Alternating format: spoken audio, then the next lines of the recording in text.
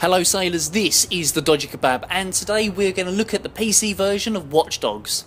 I like to play a game for a few hours and reflect on what I thought to see if it's worth investing more time into it. So this video is just that.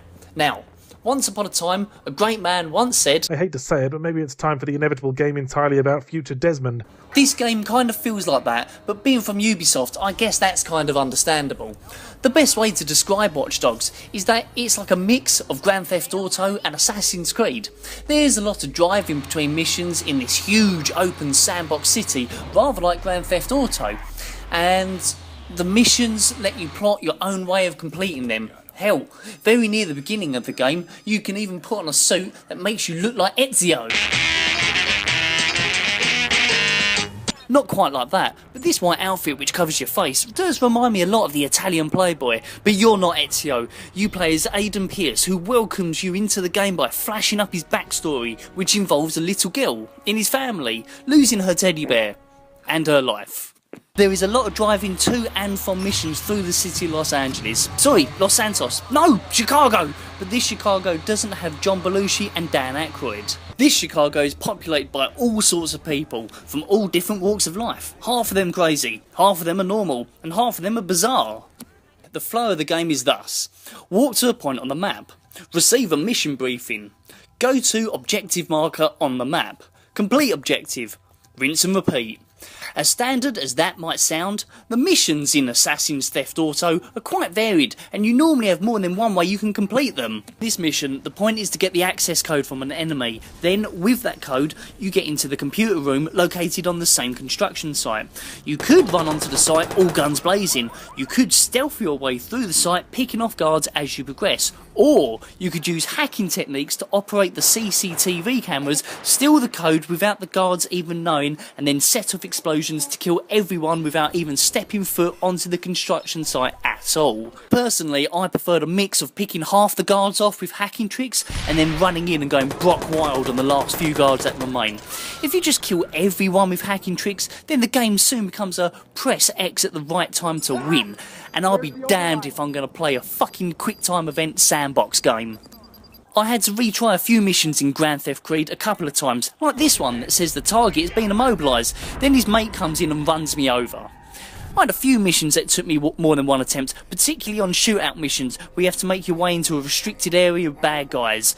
Maybe I'm just getting worse at games these days.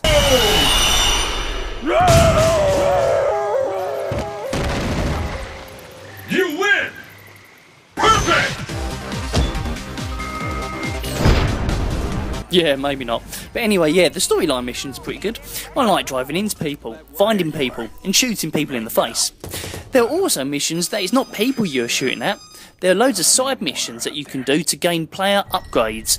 In this one, you have to shoot aliens that are not really there and only appear through AR glasses. There is another AR side mission that I really like, and it's this Super Mario Parkour LSD experience.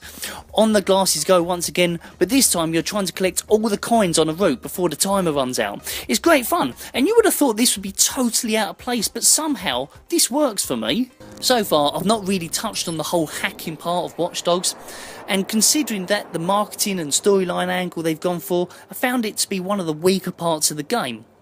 When the game says to hack into something, it really means press X. Now, out of my two PS3s, one of them might start like this.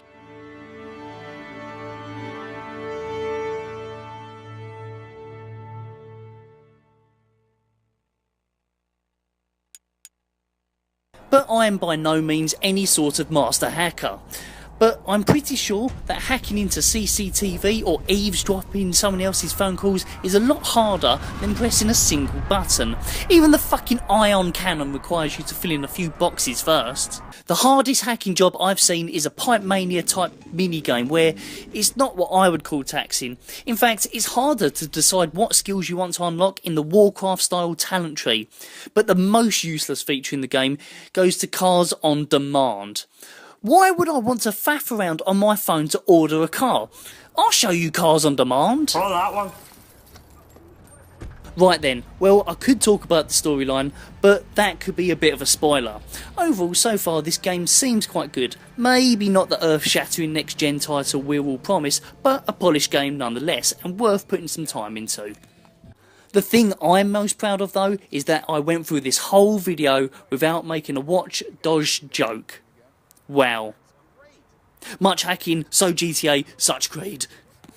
For more Dodgy Kebab videos, click on one of the annotations on the screen now. Or, if you want, join me on social media where I post behind the scenes footage so you can see progress of the videos as they're being made with screenshots. Also, get access to videos which I don't even post on the Dodgy Kebab, and they're on the sneaky other account.